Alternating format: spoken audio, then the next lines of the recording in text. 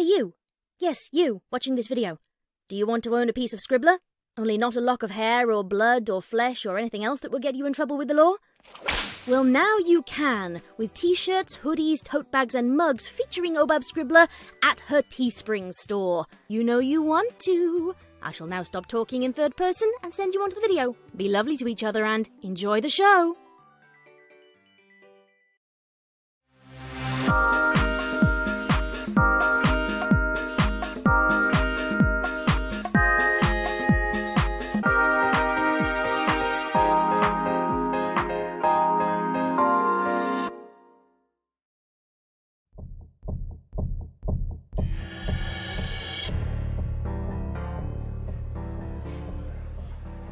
With a name like Ironclad, you generally expect a big, brutish, slate-gray pony with a stern gaze about as hard as his namesake metal. Well, that's about what you get most of the time. While I'm in armor, anyway, I'm a stallion, a pony of the earth and proud of it. You can point me to a boulder and tell me to drag it from here to there, and I'll do it. Feats of strength and endurance are an everyday thing, and when the changelings attacked, I was bucking them 3 and 4 at a time. Generally speaking, though, I like to think of myself as a nice pony. Having a job as a guardian and servant to the public has taught me many things. Humility, chivalry, courtesy, integrity, self-discipline. Oh, well, I could rattle off the whole set of guard statutes if I wanted. You get the idea. But one thing my experiences had not endowed me was finesse and the sacred art of social dining. I've never really been a high society pony. Even in guard duty, I was always assigned to the lower class areas of town, and only rarely was I stationed within the palace grounds. I mean, sure, I lived there, technically, but after one look at the bustling beehive of the barracks kitchen with servants, guards, and cooks narrowly dodging around each other, you know, it's nothing like the posh and pretty dining halls that the non-serval ponies use. The gymnastics required to conquest a table spot notwithstanding, you usually sit, eat, and get back to your post in short order, sometimes skipping the first step. Aside from respecting your superiors and common chivalry, manners in the mess hall aren't the first priority. On the other end of the spectrum, 90% of the aristocracy's socialization revolves around eating, or at least the pretense of it. The higher status ponies stand around like shop mannequins in grand posture, strategically positioned where they're just close enough to hear each other, and just far enough to be singled for admiration by everyone else. Whatever food or drink they may negligently hold is mostly a prop to complete their appearance. Oh, they'll take the occasional sip or nibble, but it's so slight and so brief, I debate they manage to get anything more than a molecule past their teeth. More to the point, the upper class follow a long list of esoteric and sometimes downright arcane mores and dietary laws regardless of whether or not anything is actually consumed. Breaking one of them within visual range automatically shoves you a few rungs down the social ladder and makes you the unfortunate centerpiece in next week's gossip. Appearance and poise are everything. And that, my friends, is how I lost my cult friend. Now, before you go judging me on manners and etiquette, I'll have you know I'm both educated and a gentle colt. I've known the basics from foalhood. Put your napkin in your lap, swallow before you talk, chew with your mouth closed, wipe your hooves off before you eat. All that stuff. As for the extras, I worked my tail off trying to get all the obscure rules and regulations I thought would be necessary down pat before our date, and I wanted to do my absolute best. I'm getting a little ahead of myself, though. Cottonball was a candy blue unicorn from a reasonably well-off family, and my first up-close and personal exposure to the higher castes of pony society. Given his lineage, he had a proclivity for expensive taste that my paycheck and I had difficulty adjusting to early in the relationship. And nevertheless, even if a little stiff for his upbringing, he was generally a sweet pony, delicate and proper in almost every social circumstance, as gentility demanded, whether or not the circumstance did. His parents weren't at all bad either, though when he brought me home from a chance meeting during my patrol, they seemed initially uncertain of their son taking a liking to a guard. And an earth pony at that. Not that they had anything against earth ponies, but as I myself discovered, earth pony guards and high society standards don't always mix nicely. I had already been going steady with Cottonball for around a year by the time of the fateful date. His parents had gotten over their first misgivings and generally treated me like one of the family. Though I couldn't help but notice, I was never invited to any of their more austere occasions. That didn't really bother me, since those occasions were usually spent with Cottonball at the malt shop, as he, much to my pride, usually opted for my company rather than that of his family's snootier friends. This particular date was different, though, both in setting and significance. This was a proving grounds for me, and the anticipation of tying the knot had been floating around in my head for some time. In fact, the whole thing was my idea. I figured if I can crawl through mud under barbed wire, blast through brick walls with nothing more than my iron-shod hooves, and wrestle a grown stallion to the ground, I could handle eating off a plate at Cottonball's favorite restaurant. I wanted to prove I could stand up to high society and make Cottonball look good, or at least not embarrass him. Cottonball had tried convincing me to start with a private affair at his home, as a sort of test run. But I, in my boundless wisdom, was determined to get it right the first time on the playing field. Well, things didn't go quite how I planned. While the higher social climbs aren't my customary habitat, I'd been around Cottonball's parents and the major palace shebangs enough to know that the first step to fitting into higher society was looking nice. For a guard, that's usually rather easy. Wear your dress uniform, give deference to everyone, and treat everything you do as solemnly as military duty. Everyone you encounter will assume you're well-mannered and attired appropriately, even if you wear the same thing every time and have no idea what kind of social minefield you're meandering through. So I spruced myself up and even splurged on the cleaning, taking a 5-minute shower instead of the usual 60-second washdown you learn in boot camp. A few of my friends in the guard helped me finish with the rest, getting my hair combed properly, making sure I was brushed, and even ironing my dress uniform. Of course, this was accompanied with the typical fraternal detail doting, while offering bits of romance advice with varying degrees of wisdom. Things were going pretty well when one of the Pegasi assaulted me with a cologne bottle in the hallway. The sudden wall of fragrance hit me so hard I thought he'd splash the whole thing on my face.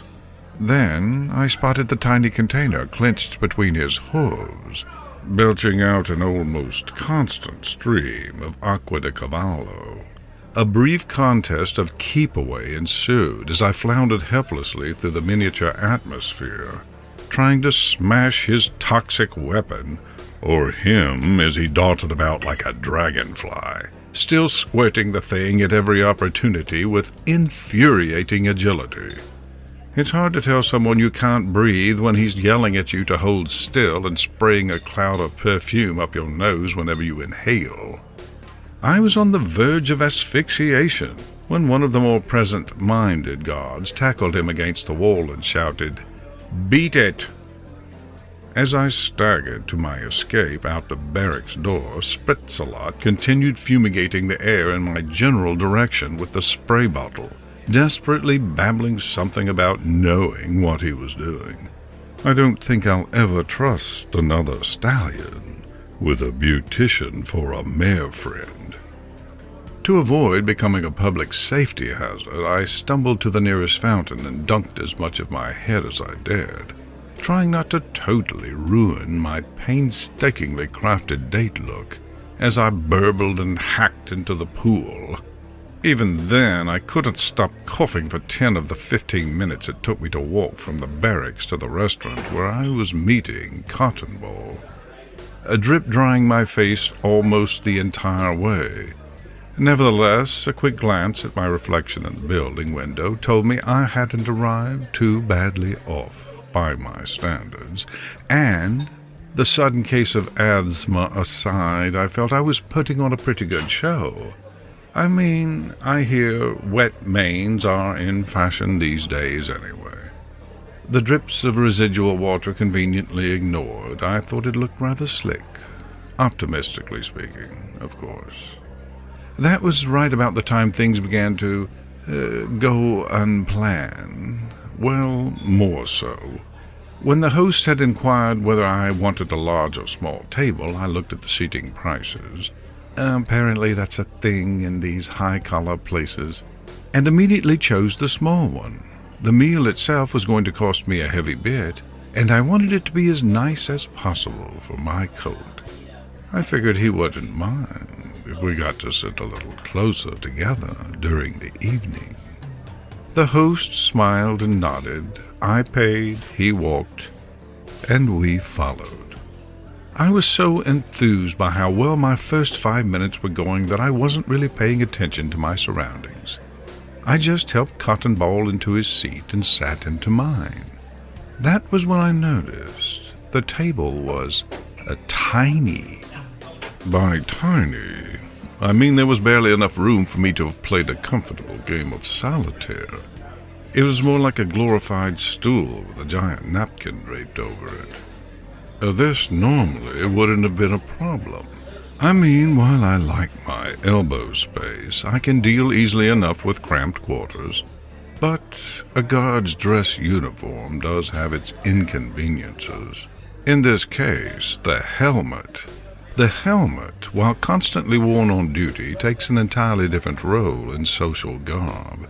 It's no longer an item of protection, but one of decoration and symbolism. Of course, this means that the helmet is removed and carried when inside a building, and in proper circles it's very bad form to place the helmet on the floor or anywhere else that might disrespect the uniform. As I stared down at the dinky thing in front of me, the host's question about a large table or a small instantly replayed through my head like some taunting phantom, and I wistfully imagined myself confidently and happily saying large. Money wasn't quite so big an object now, seeing as how the table was such a small one. This restaurant obviously didn't serve military personnel frequently. Or maybe going in full uniform wasn't as good an idea as I thought. I was already doubting how the place would service decently sized meals on anything larger than tea saucers, so placing my helmet on the table, as would customarily have been done, was entirely out. I began to feel the first inklings of just how much I'd trapped myself. Ordinarily, I'd have pulled over a chair or another table and set my helmet on it, but not only were all of the tables around us occupied, I instinctively knew that the gods of aristocracy peeping from the unseen would frown on such a sinful act. To make matters worse, the table we had was not only small but short, and being a bigger pony, as I am, it was a struggle not to bump it. Especially when one or both of us were trying to aim a sip from our water glasses. Thus, setting the helmet in my lap would have appeared extremely awkward. Cottonball noticed something was wrong, though I insisted otherwise and decided to bite the bit. I plucked my helmet off and situated it as non-provocatively as possible in my lap, pretending it was perfectly normal, and hoping that onlookers familiar with military tradition would at least view me with pity. I did my best to keep my thighs from moving to avoid any attention-drawing bobs, which I figured couldn't be any harder than holding a station pose for 6 hours. If a little embarrassment was the biggest price I had to pay to pop Cottonball the question that night, I could live with that. I'd just omit that particular detail from my accounts to the boys at the barracks. If only.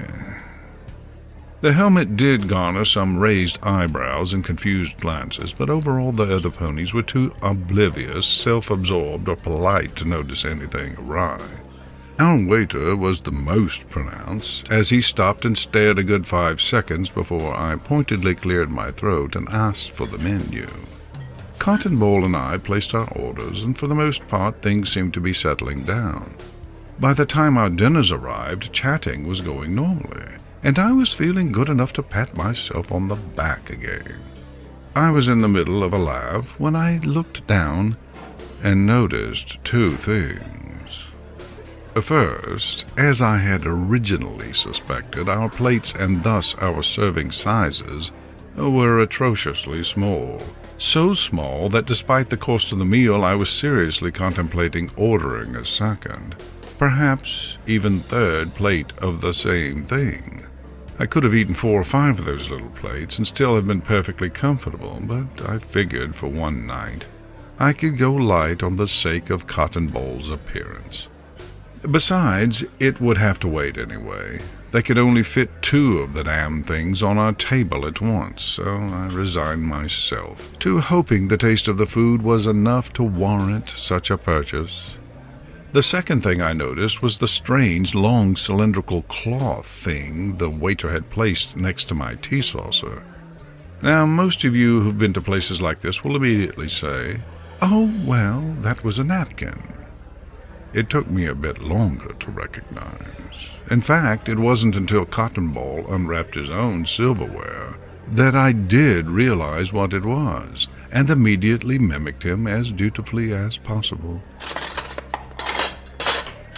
The utensils clattered into a pile on the table, but otherwise I succeeded just fine, leaving me to tackle the question of whether I should place the napkin over or under my helmet.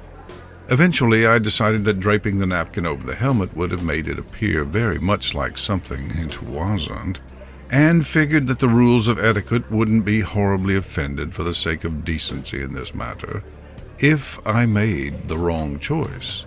I tucked the napkin under my helmet and looked back up at the table, preparing to deal with the next dilemma: the silverware.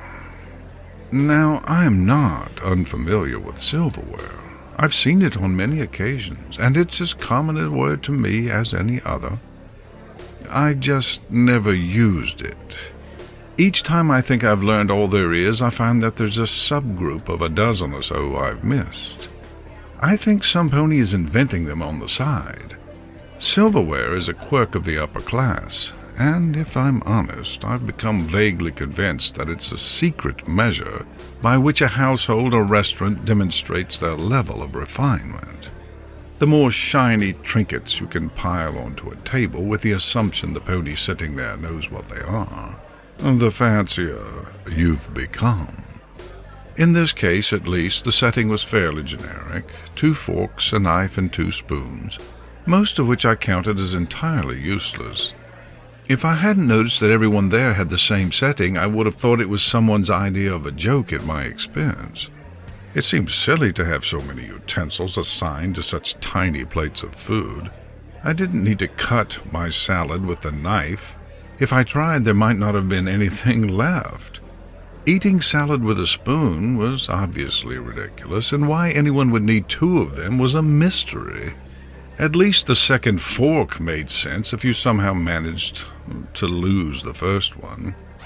Since this experience, I've come to the grim conclusion that at least part of their purpose is forcing you to eat so slowly that you think you're eating your money's worth. However, intentionally or not, I discovered they also serve as excellent tools for vetting out the socially inexperienced. 2 minutes had passed, and I was still staring at my silverware. Cottonball became concerned again and asked why I hadn't touched my food. "Oh, I'm just letting my food cool." I was letting my salad cool. Cottonball just shook his head with a grin and kept eating his own, likely thinking I was trying to be funny. Well, I wasn't. Sometimes being an idiot just comes naturally. For once I was jealous of Cottonball's magic as he gracefully conducted his utensils, and my eyes began to rove around the room as my first true pangs of panic set in, hoping that I'd spot another earth pony and learn how to handle my silver by covert observation. There were plenty of unicorns and a few pegasi who had at least had the benefit of wings, but no earth ponies. Either I had just scheduled our date on a particularly non-earthy time, or earth ponies avoided this place for reasons I was just finding out. My mind began to backpedal on my goals, and I started to think of ways to actually avoid eating. At those serving sizes, it wouldn't have made much difference whether I ended up eating or not. Maybe I could talk my way through dinner? As expected, most of the ponies seemed more interested in yammering than eating anyway, so I'd hardly seem out of place in that regard. Or maybe I could start the evening by asking the big question, and Cottonball would be so blown away he'd never think of eating. But no, I'd come here to prove myself under pressure, not wiggle my way around it. I had to do this for Cottonball. So I took the combat approach of know thy enemy, and made my first fumbling attempts to grasp one of the forks. I say attempts because as soon as I reached for them, my silverware came alive. It was like chasing pieces of melting ice over a glass pane, and sounded less like handling silverware, and more like a game of Smash the Beetle in a china cabinet. After a few humiliating seconds of frenetic grappling, I was minus a spoon and my extra fork, which had leapt to their escape and tumbled into the protective shadows of other patrons' tables, leaving me helplessly glaring after them with my sternest guard face. Fortunately, the rest of my table setting had remained in my custody, though the knife had snuck over to Cottonball's side of the table a few times. Once I had managed to corral my remaining utensils into a pile again, Cottonball offered to help, but I insisted I was fine and was just getting the hang of it, that's all. Of course, that was an outright lie. By some twisted serendipity I now regret, I accidentally managed to flip the rebellious fork into the crook of my foreleg at that moment, giving the temporary appearance of victory. Nonetheless, that was when I realized my true problem. My foreleg is far too beefy to securely grip something as tiny and wigglesome as the stems of my delinquent silverware. No matter how hard I tried, I could not squeeze my leg around it, which by then I noted the more adept ponies were doing if they weren't using magic or wing feathers. How they achieved such an unnatural dexterity I'll never know. Perhaps they had their legs broken at birth. I was not going to let this stop me, however, and decided to use the stroke of fortune to my favor. With a bit of struggling, I managed to wedge the fork under a prong of my armored shoe, and if I flexed my foreleg just right, it was somewhat less wobbly. With this improvised fork holder, I began stabbing at my salad. My fork, however, had not been tamed. Every time I tried to pierce my salad, the fork would swerve off to clink uselessly against the side of my plate in any direction it was inclined. The more firmly I pierced, the more violently it swerved, reinforcing its independence by shoving what little contents of my plate there was onto the table around it, and making a general mess of what was certainly intended as a work of art. Nevertheless, I pinned the reprobate down with my other forehoof and eventually managed to harpoon a slice of tomato. I should say the slice of tomato, it was the only one. My triumph, however, was short-lived. As soon as I tried to lift it up to my mouth, I discovered that my legs don't bend that way.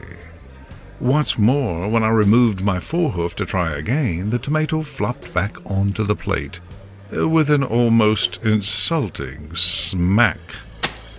The fork, which for once remained obediently still, couldn't be faulted.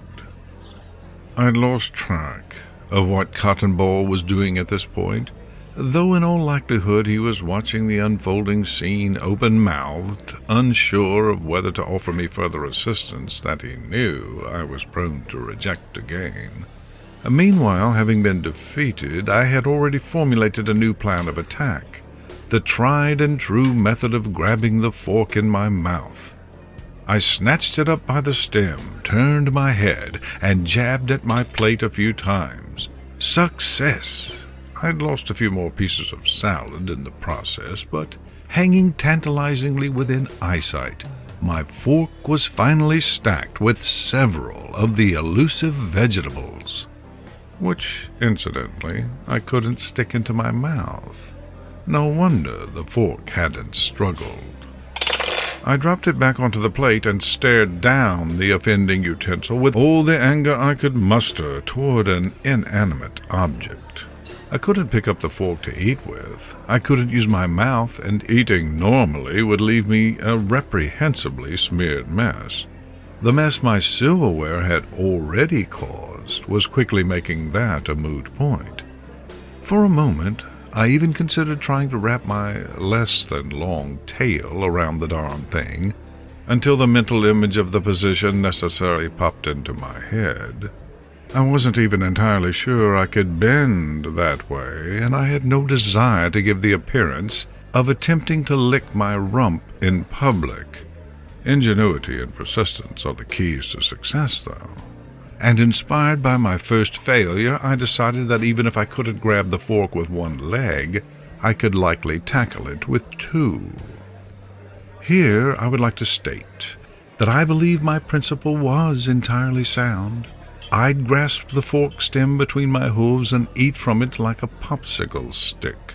Unconventional, yes, but workable, and when I dropped the fork on my plate, it had landed in such a way that the stem was sticking out over the edge. A little low, perhaps, but high enough that I could lift it. As an earth pony, you're usually fairly adept at grabbing things. It's a necessary part of life, so it wasn't too terribly difficult to pinch the stem between my hooves and rotate them until the fork was in an upright position like I'd planned. Once again, the fork was mostly compliant, and I'd achieved my second success and managed to get my first real bite of food for the evening. It was a milestone, and I found myself wearing a self-satisfied, giddy grin that couldn't have seemed anything if not maniacal. By that point, I had absolutely no idea how long I'd actually spent trying to get that first bite, but a look at Cottonball's plate told me he was only halfway through his meal. At first, I thought this meant I'd made good time because, as I said, the servings were barely a few mouthfuls, but then I glanced up and noticed that most of the ponies I'd seen when we'd first arrived were gone and replaced by others. To make matters worse, my battles with the silver had already acquired their frequent, inquisitive, and not-so-discreet glances, much to my humiliation. Perhaps they were rotating out the audience. I realized that Cottonball, being the sweetheart he was, had simply slowed down to try and keep pace with me.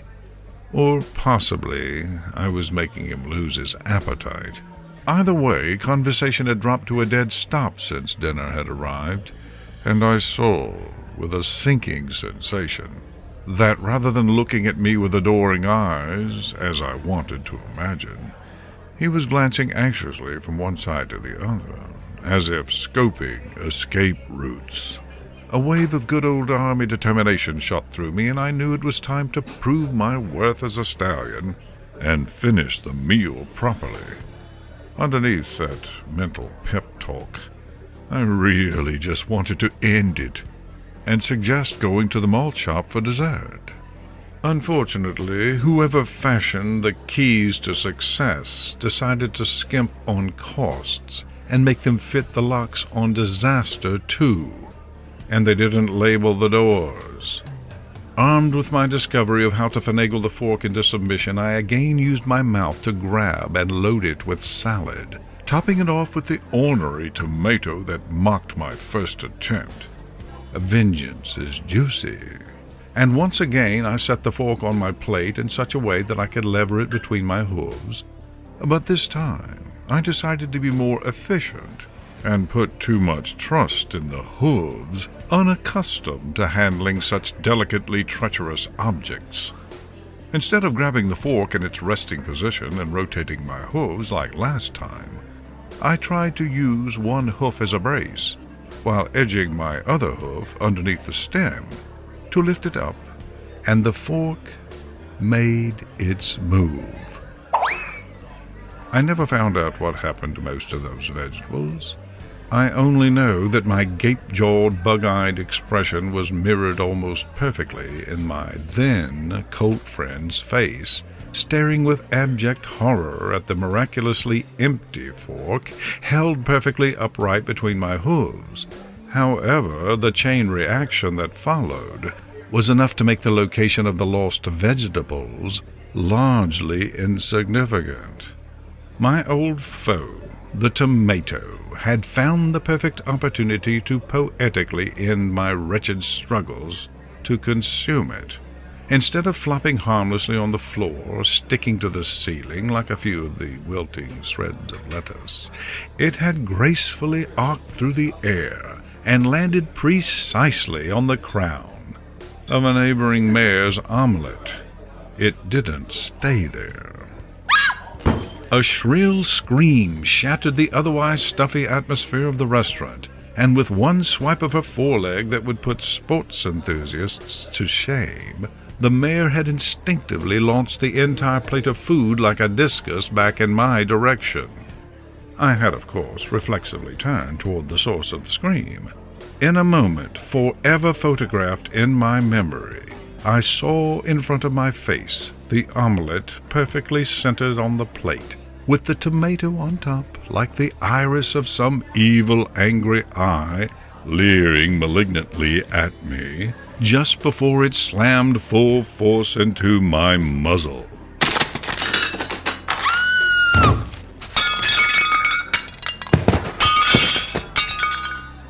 Now, I'm a big pony, as I've mentioned, and that tiny table Cottonball and I sat at didn't have much of a chance against a stallion that was flailing his way to the floor. Our meals and our silverware were catapulted into the air when my back hoofs slammed into the bottom of the table, and I could see them hanging suspended in the air, flipping gracefully like little metal acrobats.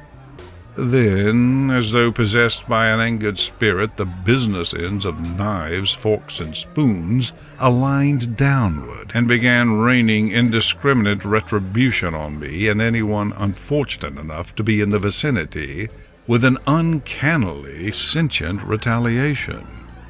More food was spilled, more tables knocked, and more screams were heard as the collateral damage played itself out.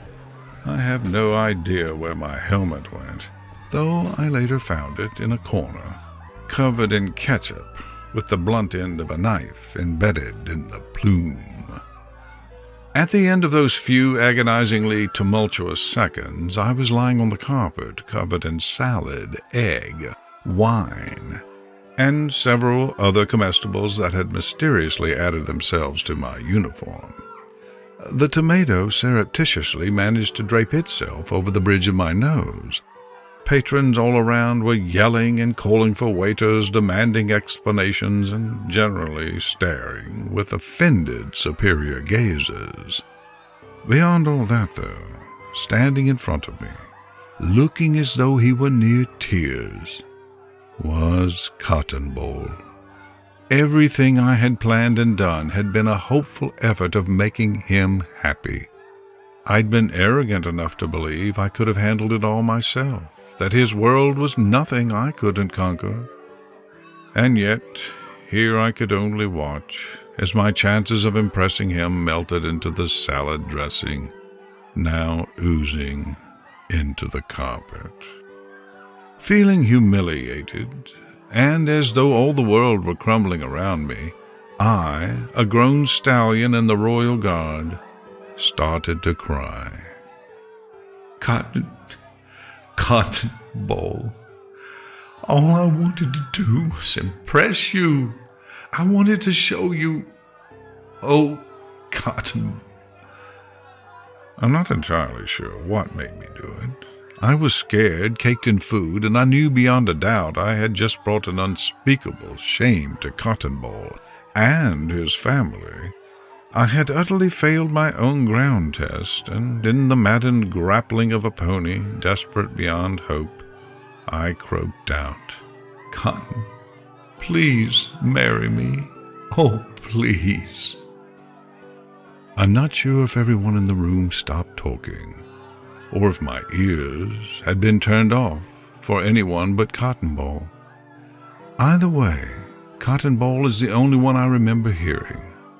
I saw a tear trickle down his cheek, and my gut wrenched inside of me, my hope dying just a little bit more. His horn glowed, and I felt him clean the egg and tomato off my face, being the kind colt he was. He stepped close and shook his head. "You, and no one else, Ironclad."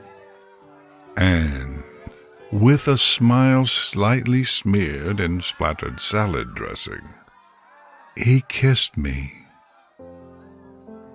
If there needs to be a moral to this story, and I suppose there might as well be, it's that while our weaknesses and mishaps can knock us down, they can also be the venues to the best things in our lives. But on a more pragmatic note, if someone offers you the chance to circumvent your weakness with a test run, for goodness sakes, take it. Oh, I said I lost my cult friend, didn't I? Well, I did, and gained a mate. And in some rather ironic way, I suppose I have to thank the Silverware.